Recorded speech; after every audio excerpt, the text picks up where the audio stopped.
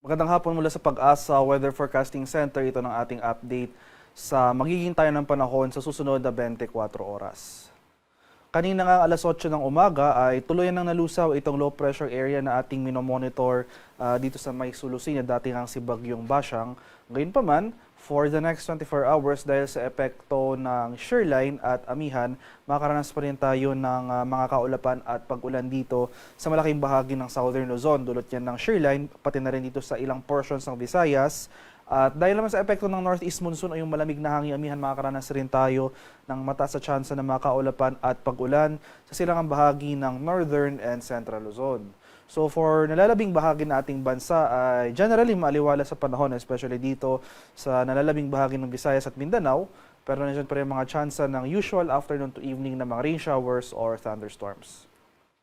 At para naman sa magiging lagay ng ating panahon bukas dito sa Luzon, dahil sa epekto ng shearline, ito yung salubungan ng mainit at malamig na hangin. Asahan natin itong maulap na kalangitan at mga kalat-kalat na pag-ulan na may pagkulog at pagkidlat sa mga rehiyon ng Mimaropa, Bicol Region at mga lalawigan ng Aurora, Laguna, Rizal at sa Quezon. So ito yung mga lugar na pinaka-exposed sa epekto ng shearline. No? Makikita natin, ito yung mga lugar, most of Southern Luzon area makakaranas na makulimlim na panahon simula ngayong hapon hanggang bukas. Sasamahan lamang yan ng mga kalat-kalat na pag-ulan at thunderstorms, especially nga itong mga bayan o yung mga lalawigan na exposed dito sa eastern section ng Luzon area. Samantala, dahil naman sa epekto ng northeast monsoon o yung malamig na hanging amihan, so simula ngayong hapon hanggang bukas, may inaasahan tayong panibagong bugso ng malakas na northeast monsoon.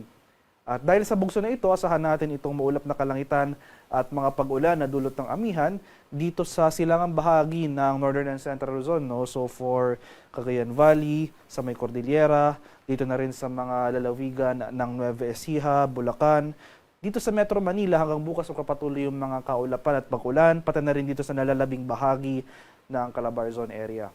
Kaya sa mga lugar na ito, especially itong eastern section ng Southern Luzon, patuloy po tayong maghanda at maging alerto sa mga banta ng flooding or landslides.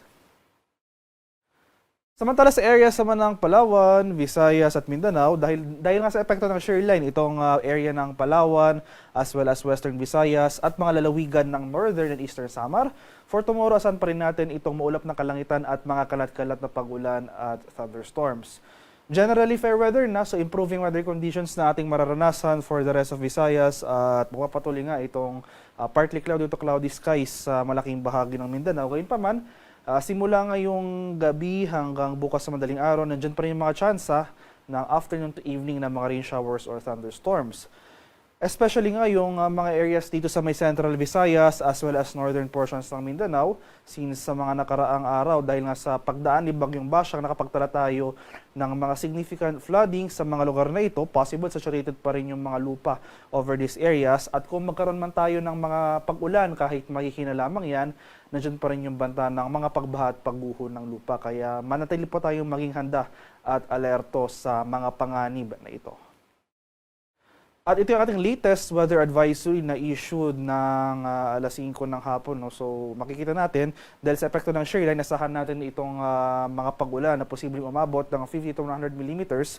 So malaking bahagi in general ng Quezon, Bicol Region at itong portions ng Mimaropa. So sa Quezon, Camarines Norte, Camarines Sur, Catanduanes, and Oriental Mindoro, simula ngayong hapon hanggang bukas ng hapon, asahan natin yung mga pag-ulan na posibleng umabot ng 100 millimeters. At inasahan natin yung unti-unting pagbaba ng axis ng shearline. So kakibat nito yung pagbaba nung ating rainfall distribution. So mapapansin natin, mababawasan yung mga pag-ulan sa may Quezon at Camarines Norte, pero mag-shift yung ating rainfall distribution dito sa southern portion naman ng Bicol Region. Makakaranas na rin tayo ng mga pag-ulan dito sa portion ng Eastern Visayas. Tuloyan pa nga yung pagbaba ng ating axis ng shearline.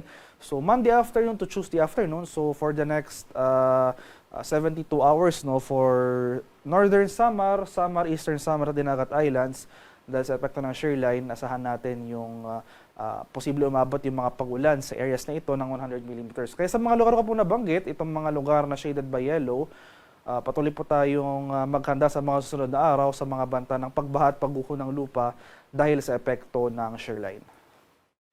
Sa kalagayan naman ating karagatan, as of 5 p.m. may nakataas tayong gale warning sa ilang seaboards ng Northern Luzon. So sa mga seaboards yan ng Batanes, sa may Cagayan, kabilang ang Babuyan Islands, Ilocos Norte, Ilocos Sur, at itong northern portion ng Isabela, mga bayan po na yan, ay makakaranas po tayo ng maalong karagatan na dulot ng amihan. So may gale warning po tayong naka-issue over these areas, kaya sa ating mga kababayang mangingisda at may mga maliliit na sasakyang pandagat, kung maaari ay huwag po muna tayong pumalaot dahil makakaranas tayo ng maalong karagatan sa seaboards ng Northern Luzon at makakaranas rin tayo ng katamtaman hanggang sa maalong karagatan sa nalalabing seaboards ng Luzon area. At para naman sa ating 3-day weather outlook, ito yung ating panahon sa mga susunod na araw. For Luzon, dahil sa epekto ng shearline at amihan, itong silangang bahagi ng Luzon, particular na itong Cagayan Valley, sa may Aurora, Quezon, pati na rin sa Bicol Region, makakaranas tayo ng mga kaulapan at pag-ulan. So for Legazpi City, from Monday to Wednesday, magpapatuloy itong mga kaulapan at mga kalat-kalat at pag-ulan at thunderstorms. Samantala, for Metro Manila and Baguio, mababawasan na yung mga pag-ulan natin. No? So generally fair weather, kung may mga pag-ulan man tayong mararanasan, ito yung mga light rains o yung mga mahihinang pag-ambon lamang. Sa areas naman ng Visayas, itong Eastern Visayas in particular, dahil nga sa mga susunod na araw, magpapatuloy yung bugso ng ating amihan, bababa rin yung axis ng ating shearline. So yung Eastern Visayas, makakaranas ng mga pag-ulan sa araw ng Martes hanggang sa Miyerkules next week. So maghanda rin po tayo. At tulad nga po kanina, may weather advisory tayo for the next 3 days. Makakaranas tayo ng mga pag-ulan dito sa ilang portions ng Samar Island. Samantala sa Metro Cebu at Iloilo City, so generally itong central and western portions ng Visayas, generally fair weather po ang ating mararanasan, bahagyang maulap hanggang sa maulap na papawari. Nandiyan pa rin yung mga tsansa ng usual afternoon to evening na mga rain showers or thunderstorms. Sa area naman ng Mindanao, sa mga syudad niya ng Metro Davao, Cagayan de Oro City at Zamboanga City, generally fair weather rin ang ating inaasahan simula sa araw ng Lunes hanggang sa Miyerkules. So sa kasalukuyan, wala naman tayo inaasahang mga sama ng panahon, no? So pero itong eastern section ng Mindanao, particular na itong area ng Caraga sa mga susunod na araw, posible tayong makaranas dyan ng mga kaulapan at mga pag-ulan. Dulot nga ng pagbaba ng axis ng ating shearline. Pero maghanda pa rin po tayo, no? Most of Mindanao, nandyan pa rin mga tsansa ng usual afternoon to evening na mga rain showers or thunderstorms. Haring araw sa Kamanilaan ay lulubog mamayang 5:58 ng hapon. Sisikat naman bukas sa ganap na 6:23 ng umaga. At para sa karagdagang impormasyon tungkol sa ulat panahon, lalong-lalo na sa ating mga localized advisories, tulad ng heavy rainfall warning, mga rainfall advisories, maski yung mga thunderstorm advisories, ay follow kami sa aming social media accounts at DUST_Pag-asa. Mag-subscribe na rin kayo sa aming YouTube channel sa DUST Pag-asa Weather Report at palagi bisitahin ang aming official website sa pag-asa.dust.gov.ph at panahon.gov.ph. At yan naman po ang latest mula dito sa Pag-asa Weather Forecasting Center. Magandang hapon sa ating lahat. Ako po si Dan Villamil, nag-uulat.